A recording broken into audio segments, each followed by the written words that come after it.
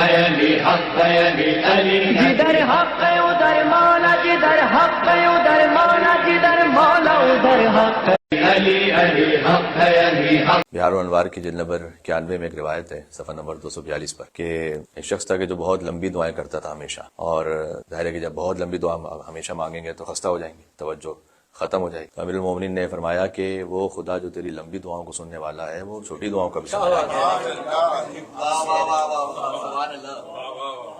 اور اس کے بعد امیر المومنین نے 4 فقروں کی ایک دعا اسے سکھلائی کہ وہ دعا کہ جس میں ساری دعائیں شامل ہیں.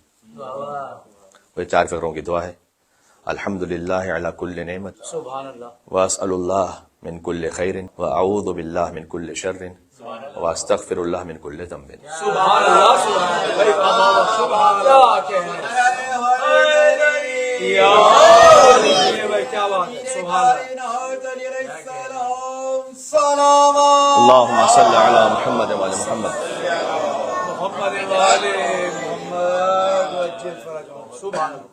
تو اللہ جو لمبی مجلسوں کا قبول کرنے والا ہے وہ چھوٹی مجلسوں کا بھی قبول کرنے والا ہے.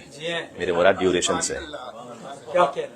تو اس لیے مفید و مختصر میں عرض کرنا چاہوں گا وقت کی نزاکت کے اعتبار سے.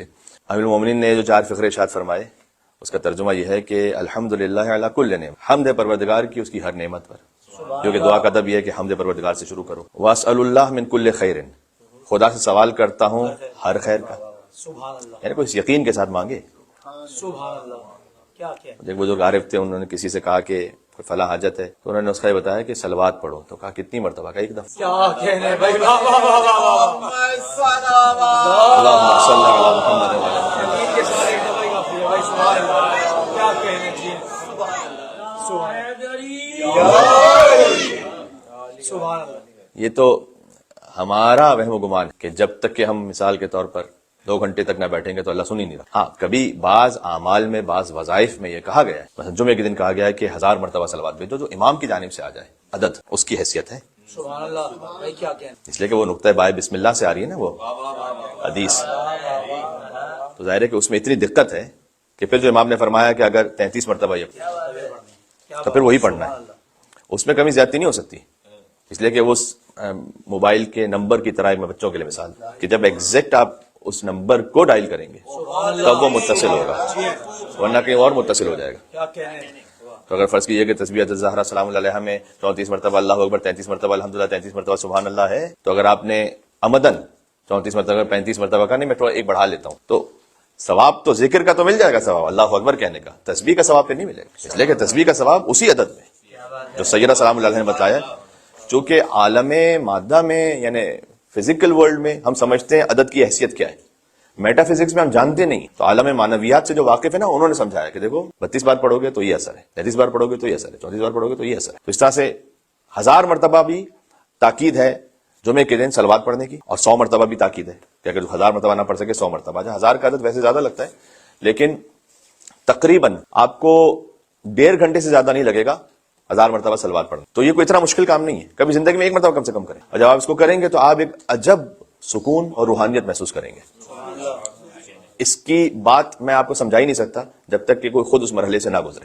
تو کبھی زندگی میں کام کیجیے گا کہ 1000 مرتبہ صلوات پڑھیں جمعے کے دن، اور حضرت حجت کو ہدیہ کریں، اس لیے کہ جمعے کا دن ان سے منسوب. تو الحمدللہ علی کل نعمت، دعا کا ادب یہ ہے کہ شروع کرو ہم پروردگار کی اس کی ساری نعمتوں پر. واسأل اللہ من کل خیر، ہر خیر کا سوال کرتا ہوں پروردگار تجھ سے. واعوذ باللہ من کل شر، اور پناہ مانگتا ہوں تیری ذات کی ہر شر سے. واستغفر اللہ من کل ذنب. تو مولا نے فرمایا کہ اگر تم یہ کہو گے کہ میں مغفرت طلب کرتا ہوں ہر گناہ سے، تو وہ کہ جو کثیر کا سننے والا ہے وہ قلیل کی اجابت کرنے والا بھی ہے. یہ امیر المومنین کا کلام ہے. تو ایک تو بات آپ یہ ذہن میں رکھیے گا. تو اس اعتبار سے میں چاہوں گا کہ کوئی زیادہ طولانی گفتگو کی گنجائش بھی نہیں ہے، اور بہرحال کبھی بات مفید ہوتی ہے لیکن اچھی پہنچ جاتی ہے. اور عرض خدمت ہے کہ اللہ سبحانہ و تعالیٰ نے سورہ توبہ کی آیت نمبر 119 میں ہم سے ایک حکم دیا ہوا ہے، اور یہ ہم سے اس لیے میں کہہ رہا ہوں کہ صاحبان ایمان سے، یا ایھا الذین آمنو، اے ایمان والوں. بات یہاں سے شروع ہو رہی ہے. اتقوا اللہ، اللہ سے ڈرو. سادہ ترجمہ وکونوا مع الصادقین، سچوں کے ساتھ ہو جاؤ. ہزاروں مرتبہ کی سنی ہوئی آیت ہے، میں اس سے کوئی استفادہ کر کے آگے بڑھنا چاہ رہا ہوں. ایک اسی طرح کا حکم ہے سورہ مائدہ کی آیت نمبر 6 میں. معذرت، سورہ مائدہ کے نمبر 6 کوئی اور ہے. سورہ مائدہ ہمیں میرے خیال میں آیت نمبر 35 ہے جو اس وقت میرے ذہن میں آ رہی ہے کہ یا ایھا الذین آمنوا اتقوا اللہ وابتغوا الیہ الوسیلہ. اے ایمان والوں اللہ سے ڈرو اور اس تک پہنچنے کے لیے وسیلہ تلاش کرو. اب ظاہر ہے کہ بہت سارے علماء اسلام نے اس بات کو لکھا ہے کہ وسیلہ تلاش کرو کا مطلب ہے کہ نماز ہے، عبادت، یہ سارا جو اللہ سبحانہ وتعالیٰ نے ہمیں دین دیا نا، یہ وسیلہ ہے اللہ تک پہنچنے کا. وہ نماز کو وسیلہ سمجھتے ہیں، وہ عبادت کو وسیلہ سمجھتے ہیں، جبکہ یا ایھا الذین آمنوا اتقوا اللہ میں نماز، روزہ، عبادت سب شامل ہو چکی ہے. سبحان اللہ. بھائی واہ. اتقوا اللہ کا مطلب کیا ہے؟ نماز کے بغیر کوئی متقی بن سکتا ہے؟ کوئی واجب فرائض کی ادائیگی کے بغیر متقی بن سکتا ہے؟ تو یا ایھا الذین آمنوا اتقوا اللہ میں تو بات آ چکی ہے. وابتغوا الیہ الوسیلہ کوئی اور حکم ہے اس کا مطلب. سبحان اللہ. اگر نماز ہی مراد ہے وابتغوا الیہ الوسیلہ تو اتقوا اللہ میں کیا مراد ہے؟ یا ایھا الذین آمنوا اتقوا اللہ وابتغوا الیہ الوسیلہ. اسی طریقے سے یا ایھا الذین آمنوا اتقوا اللہ، اے ایمانو تقوی اختیار. اچھا یہ بعض مفسرین کے میں نے اس پہ آثار دیکھے ہیں. یہ ایک بندے فقیر کا اپنا خیال بھی ہے، ہو سکتا ہے کہ نامکمل ہو، لیکن جس طرح سے بھی ہے بہر میں پیش کرنے کی کوشش کرتا ہوں. یا ایھا الذین آمنوا اتقوا اللہ، جہاں کہیں اللہ سبحانہ وتعالیٰ نے یہ کہا نا اے صاحبان ایمان تقوی اختیار کرو، اس سے اگلا فقرہ جو ہے وہ طریقہ بتلا رہا ہے کہ تقوی ملے گا کیسے. بھائی واہ. سبحان اللہ. سبحان اللہ. سبحان اللہ. بات سمجھ میں آ رہی ہے؟ اس کو کہتے ہیں عطف تفسیری، یعنی ایک مرتبہ ہوتا ہے کہ آپ کسی بات کو کسی بات پر حمل کرتے، اور یہ جو بات ہے یہ تفسیر بیان کری سابقہ بات. تم میرے پاس آنا اور گاڑی میں آنا، یہ اور ہے نا، یہ عطف تفسیری ہے کیا بات ہے بھائی واہ. کہ آنا، اور اس کی وضاحت کی جا رہی ہے کہ کیسے آنا. یا ایھا الذین آمنوا اتقوا اللہ وابتغوا الیہ الوسیلہ، اے ایمان والو تقوی اختیار کرو اور مجھ تک پہنچنے کے لیے وسیلہ تلاش کرو. کیا کہہ رہے ہیں. سبحان اللہ. سمجھ آ رہی ہے؟ اس کو لاجیکلی آپ دیکھیں. صلی اللہ محمد وعلی محمد عجل فرجهم. یا ایھا الذین آمنوا اتقوا اللہ وکونوا مع الصادقین، اے ایمان والو تقوی اختیار کرو اور سچوں کے ساتھ. بھائی واہ. سبحان اللہ. تقوی ملے گا ہی نہیں جب تک کہ سچوں کے ساتھ نہیں ہوگا. بے شک. تو اس کو آئے صادقین بھی کہتے ہیں. کونوا مع الصادقین. اللہ پر فرض ہے کہ وہ بتلائے کہ صادقین کون ہے، ورنہ حکم ادھورا ہے. بے شک. بھائی واہ واہ واہ واہ. اچھا مجھے بتلائیے گا کہیں تفسیر میں نے کم سے کم نہیں دیکھا کہ حضور سے باقاعدہ پوچھا گیا کہ صادقین کون ہے، پوچھا نہیں گیا. اس کا مطلب ہے کہ اس زمانے میں جب یہ آیت نازل ہو رہی اتنا روشن تھا یہ، کیا بات ہے. کہ پوچھنے کی ضرورت نہیں تھی کہ اللہ کے ساتھ کیا کہہ رہے ہیں. سبحان اللہ. کلیئر تھا. کیا کہہ رہے ہیں. آج کو ایمبیگوٹی کریٹ کر دے، اس زمانے میں بڑا کلیئر تھا یہ، اس لیے کہ باقی آیتوں کے بارے میں سوال ہے. اولو الامر کون ہے؟ سوال ہے فی بیوت اذن اللہ ان ترفع ویذکر فیہا اسمہ، کہ کچھ گھر ایسے ہیں کہ جن کی تعظیم کو بلند کرنے کا اللہ نے حکم دیا. کسی نے سوال کیا کون سے گھر ہیں؟ بھائی واہ. سبحان اللہ. اچھا حضور نے جواب دیا کہ انبیاء کے گھر ہیں. اس کے بعد سوال کی گنجائش ختم ہو چکی تھی، اگر سوال نہ بھی ہوتا تو کافی تھا، لیکن پھر مزید سوال پوچھا گیا کہ ھذا البیت منہا واشار الی بیت علی و فاطمہ، کیا یہ گھر انہی میں سے ہے کہ جن کی تعظیم واجب ہے، اور اشارہ کیا علی بن ابی طالب السلام کے گھر کی طرف. حضور نے کہا نام من افاضلہ، سب سے افضل گھر تو یہی کہ جس کی تعظیم واجب ہے، سب سے بڑا گھر تو یہی ہے.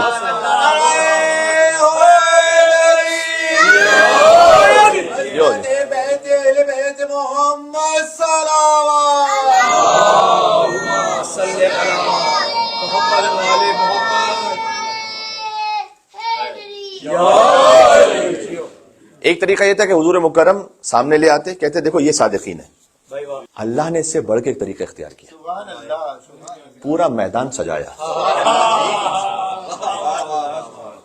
جس میں ایک طرف مسیحیت ہو اور وہ آئیں حضور سے گفتگو کرنے کے لیے، سارے مدینہ کو خبر ملے، پھر ایک خاص الخاص واقعے کے لیے اہتمام ہو. مجھے تو ایسا لگتا ہے کہ یہ جو پورا مباہلہ کا نظام ہے نا، یہ ان صادقین کو پہچاننے کے لیے. کیوں؟ اس لیے کہ مباہلہ کی آیت ہے فنجعل لعنۃ اللہ علی الکاذبین. بھائی واہ واہ واہ. یہ میں خطابتاً نہیں کہہ رہا تھا، فنجعل لعنۃ اللہ علی الکاذبین قرآن کی آیت ہے نا. تو آؤ اب ہزاروں مرتبہ کی سنی ہوئی آیت ہے، لیکن میں تبرکن دوہرا دوں کہ فقل تعالوا ندعو ابناءنا وابناءکم ونساءنا ونساءکم وانفسنا وانفسکم ثم نبتہل فنجعل لعنۃ اللہ علی الکاذبین. ہم جھوٹوں پر اللہ کی لعنت کو طلب کریں. تو جھوٹوں پر لعنت کے لیے کیا کہہ رہے ہیں. صادقین کے علاوہ تو کوئی جانے سے رہا.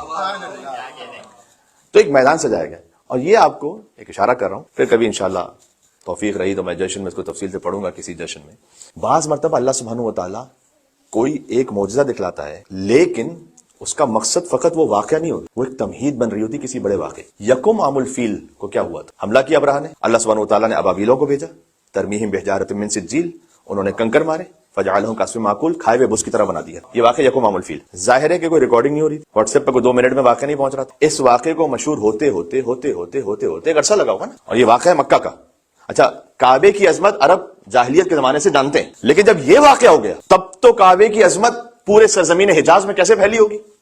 کہہ رہے اللہ کا وہ گھر ہے کہ وہ جو ابرہا آیا تھا نا ہاتھیوں والا لشکر لے کر، ابھی کوئی قرآن نازل نہیں ہوا. حضور مکرم کی ولادت ہے یکم عام الفیل، ابھی تو حضور تشریف لائیں. وہ جو اللہ سبحانہ و تعالیٰ کا گھر ہے نا، میں کہہ رہا ہوں اللہ سبحانہ و تعالیٰ، تو وہ بھی اللہ کو مانتے ہیں ویسے، لیکن وہ بتوں کو شریک مانتے. تو اس گھر کی عظمت اتنی ہے کہ جب ہاتھیوں کے ساتھ بھی کوئی آیا، میں آپ کو سمجھا چکا ہوں اس بات کہ ہاتھی جو ہے وہ حجاز کا جانور نہیں، ہاتھی یمن کا جانور ہے. اس لیے خود حجاز والوں نے یہ ہاتھی پہلی مرتبہ دیکھا ہے. تقریباً زندگی میں سب نے پہلی مرتبہ دیکھا. ہاتھی بھی کوئی چیز ہوتی ہے، چھوٹے چھوٹے جانوروں نے اتنا بڑا جانور پہلی دفعہ دیکھا ہے.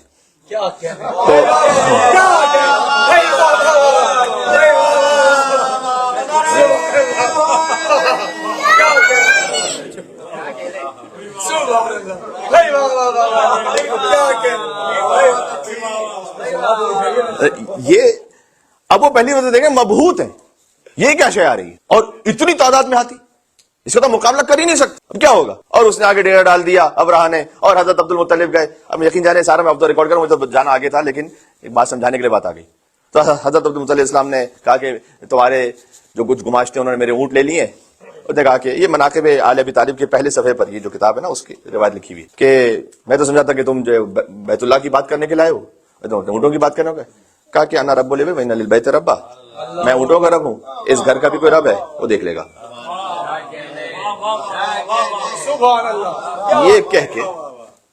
یہ کہہ کے حضرت عبد المطلب پلٹے. اللہ سبحانہ وتعالیٰ نے چھوٹے چھوٹے سے پرندوں کو بھیجا، انہوں نے کنکر منہ میں رکھے ہوئے تھے، منقاروں سے مارے، سب ختم کر دیا. یہ واقعہ ہوا یکم عام الفیل. اس سے سال کا نام پڑا ہاتھیوں والا پہلا سال. یکم عام الفیل کوئی واقعہ ہوا ہے. آپ تصور فرمائیے کہ جس زمانے میں کوئی الیکٹرانک میڈیا بلکہ پرنٹ میڈیا، کسی بھی قسم کی کوئی کمیونیکیشن ویسے نہیں، اس بات کو پورے حجاز میں مشہور ہوتے ہوتے لگے ہوں گے سال، 2 سال، 5 سال، 10 سال. ایسا ہوتا تھا نا، لوگ تو سال ہر سال کے بعد آتے تھے کبھی. تو اچھا بھائی تمہیں معلوم ہے کہ کیا ہوا تھا؟ اچھا ایسا ہوا، اچھا ایسا ہوا تھا. پھر وہ جا کے پہنچائے گا، مثلا مدینہ تک یہ واقعہ پہنچے گا، مثال کے طور پر خود یمن تک یہ واقعہ پہنچے گا، مثال کے طور پر شام تک یہ واقعہ پہنچے گا، مثال کے طور پر خیبر کے علاقوں دور تک یہ واقعہ پہنچے گا. تو 5 سال، 10 سال، 25 سال، 30 سال. جب اس واقعے کو 30 سال گزر گئے نا تو پھر اللہ نے علی کو بلایا کعبے میں. وہ جو کعبہ اتنا اہم تھا نا کہ جس کو بچانے کے لیے اللہ نے ابابیلوں کو بھیج دیا تھا، اس کے گھر میں اللہ نے کسی بچے کو پیدا کیا ہے. اب یہ لوگوں کو سمجھ میں آیا کہ یہ گھر اتنا محترم ہے تو اس کے اندر آنے والا. تو مجھے ایسا لگتا ہے کہ یکم عام الفیل جو سال میں معجزہ ہوا ہے نا، وہ تمہید ہے جشن ولادت علی بن ابی طالب علیہ السلام کی، کہ اللہ نے کعبے کی عظمت بتلا کر مولود کعبہ کی عظمت سمجھانا چاہیے کہ 30 سال میں واقعہ مشہور ہو جائے، پھر تمہیں سمجھ میں آئے کہ ہم علی کو کہاں اتار رہے ہیں. تو اللہ کا یہ نظام ہے، اللہ کا یہ اہتمام ہے. تو اللہ نے مباہلے کے لیے اہتمام کیا. فنجعل لعنت اللہ علی الکاذبین. تو اب جھوٹوں پہ لعنت بھیجنے کے لیے کون جائیں گے؟ ایسے سچے چاہیے کہ جو اس معیار کے ہیں. ایک انسان نے آپ سے خبر کہی، وہ سچی تھی، دوسری خبر کہی سچی تھی، تیسری خبر کہی سچی تھی. آپ اس کو صادق کہہ سکتے ہیں، مطلق نہیں کہہ سکتے صادق. اس کو آپ کہیں گے صادق القول ہے، صادق القول. ضروری نہیں کہ صادق العمل بھی ہو، صادق القول ہے. اور وہ بھی ہم نے ایک اپنے اندازے سے حسن ظن رکھتے ہوئے کہا. 3-4 خبریں ہمیں ٹھیک ملی، ہم نے کہا یہ سچ بولنے والا ہے، صادق القول ہے. اچھا کیا جب وہ بولتا ہے تو اس کی گفتار اس کی رفتار سے ایک جیسی ہے؟ ناٹ نیسیسریلی. تو صادق العمل ہونا یہ الگ بات ہے. اچھا جو صادق القول ہے ہمیشہ کیا وہ صادق الوعد بھی ہے؟ سبحان اللہ، کیا بات. ہمیشہ وعدہ بھی سچائی کے ساتھ پورا کرتا ہے. یہ الگ سے. تو صادق القول ہونا، صادق الوعد ہونا، صادق العمل ہونا، صادق القلب ہونا، یہ سب جمع ہو جاتے ہیں الصادق، جو اللہ کہے. الصادق کی جمع ہے صادقین، کونوا مع الصادقین، یعنی جو سچائی کے اس معیار پر ہیں کہ جو آپ سوچ سکتے. یہاں اضافہ نہیں کیا گیا کسی شے کا کہ وہ عمل میں صادق ہوں، قول میں صادق ہوں، دل میں صادق، ہر کیفیت میں صادقین ہوں، ان کے ساتھ ہو جاؤ. اللہ نے اس کے لیے اہتمام فرمایا. موبائلہ میں حضور مکرم لے گئے. اب یہاں اس کے لیے ضرورت ہے، ایسا جو صادق ہے نا یہ ہو ہی نہیں سکتا جب تک کہ اللہ کسی کو نہ بنا. ہیومنلی امپاسبل ہے جس صادق کی ہم ڈیفینیشن آپ سے کہہ رہے ہیں. مجھے بتلائیے دنیا میں کوئی ایسا انسان، یعنی جس کہ دل اور جس کی زبان پر کبھی زندگی میں کوئی فرق نہ آیا ہو. یہ ممکن ہے، ہیومنلی پاسبل. میں نہیں کہہ رہا کہ حرام ہو جائے گا، گناہ ہو جائے گا کہیں، لیکن کبھی نہ کبھی تو ایسا ہوتا ہی ہے. اگر وہ صادق مراد ہے، کیونکہ صادقین میں رسول اللہ تو شامل ہے، تب رسول جیسے کوئی صادق ہے. کیونکہ ایک ہی لفظ ہے یہ تو اللہ جب تک کہ کسی کو نہ بنا دے ہو نہیں سکتا. سبحان اللہ. اللہ نے بنایا کہاں اور اس کا اشارہ کہاں کیا؟ ہزاروں مرتبہ کی سنی ہے. انما یرید اللہ. بہت توجہ کیجیے گا. سورہ احزاب کی آیت ہے, آیت کا نشان یاد رکھنا بڑا آسان ہے. 33 سورہ 33 آیت.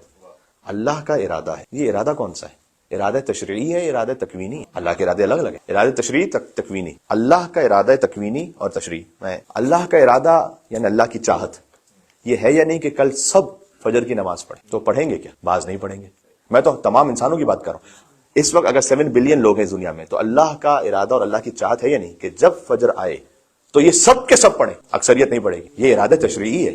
اس کا تعلق مکلف کے عمل سے, اللہ کے عمل سے نہیں. یہ انا ہدیناہ السبیل اما شاکرا و اما کفورا. ہم نے سبیل کی ہدایت کی ہے, شکر کرنے والے ہو, کفر کرنے والے مرضی تمہاری. اس کا تعلق آپ کے عمل سے, اللہ کے عمل سے نہیں. سبحان اللہ. تو ایک ارادہ تشریعی, اس کا تعلق شریعت سے. ایک ارادہ تکوینی, کل سورج طلوع ہوگا, کوئی نہ چاہے تو تبھی طلوع ہوگا. اس کا تعلق کسی مکلف کے عمل سے نہیں. کیا بات ہے. سبحان اللہ. تکویناً نظام کائنات میں اللہ کا ارادہ ہے کیسا ہوگا. سبحان اللہ. کیا بات. جو اہل بیت کی طہارت کا ارادہ ہے نا, تشریعی نہیں ہے, تکوینی ہے. یہ تشریعی ارادہ تو ہر ایک کے لیے. سورہ مائدہ کی آیت نمبر 6 کہ اے ایمان والوں, یہیں سے بات شروع ہو رہی. وضو کیسے کرو تم؟ فاغسلوا وجوہکم وایدیکم الی المرافق. اپنے چہرے کو دو, ہاتھوں کو دو کونیوں تک. وامسحوا برؤوسکم, اور مسح کرو سر کے بعض حصے کا. وارجلکم الی الکعبین, اور اپنے پیروں کا مسح کرو جوائنٹس تک. اور اگر تم جنب ہو چکے ہو تو ایک اور طہارت کو حاصل کرو. اور اگر تم مریض ہو اور سفر میں ہو اور تمہارے پاس پانی نہیں ہے, فلم تجدوا ماء فتیمموا صعیدا طیبا, تو پھر پاک مٹی پر تیمم کرو. اور مٹی سے تیمم ایسے کرو کہ مٹی پہ ہاتھ مار کے اس کو جو ہے اپنے چہرے پر اس کا مسح کرو. اللہ تمہارے لیے مشکل نہیں چاہتا. سبحان اللہ. پھر کہا یرید لیطہرکم, یہی لفظ. اللہ چاہتا ہے کہ تمہیں طہارت حاصل ہو جائے. یہ ارادہ تشریعی ہے. ہر انسان تو وضو نہیں کرے گا, ہر انسان تو تیمم نہیں کرے گا. یہ ارادہ تشریعی ہے. ارادہ تشریعی اس میں گنجائش ہے کہ وہ ہو یا نہ ہو مکلف کے اختیار میں, تکوینی میں اختیار نہیں. انما یرید اللہ لیذھب عنکم الرجس اہل البیت. اللہ نے تکویناً یہ ارادہ کیا. اس کا مطلب ہے کہ یہ جو خاص طہارت ہے نا, یہ اکتسابی نہیں ہے, یہ وہبی ہے. یہ حاصل نہیں ہوگی, اللہ عطا کر دے گا. جس میں ظرفیت دیکھے گا عطا کر دے گا. سبحان اللہ. سبحان اللہ. اللہ ایسے نہیں عطا کرے گا, خاص وجہ سے عطا کرے گا.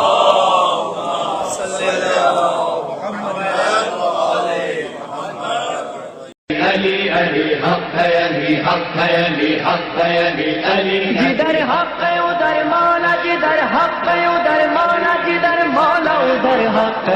علی علی حق ہے, علی حق ہے, علی حق ہے, علی علی جدھر حق ہے